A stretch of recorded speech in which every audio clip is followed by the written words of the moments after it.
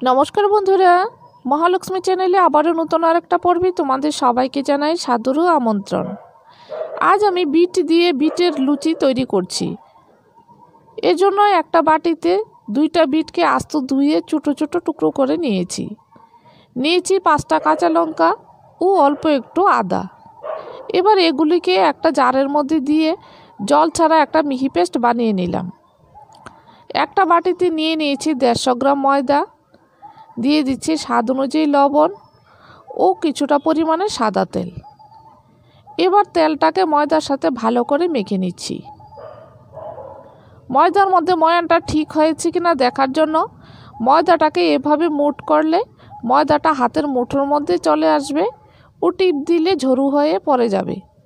তাহলে বুঝতে হবে ময়দার মধ্যে ময়ানটা ঠিকভাবে হয়েছে। এবার ময়দাটার মধ্যে দিয়ে দিচ্ছি পেস্ট করা বিটের মিশ্রণটা।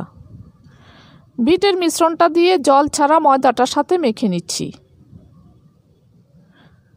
ময়দাটার সাথে মেখে নেওয়ার পর দেখা যাচ্ছে ডোটা নরম হয়ে গেল লুচি তৈরির জন্য। এর মধ্যে আরও বেশ খানিকটা শুকনো ময়দা দিয়ে দিচ্ছি। শুকনো ময়দাটা দিয়ে আবারও মেখে নিলাম। এবার এই মাখা ডোটা থেকে অল্প অল্প ময়দা মাখা নিয়ে গোল গোল করে লুচির জন্য লেচি তৈরি করে নিচ্ছি। প্রথমে আমি 3টে লেচি তৈরি করে নিয়েছি।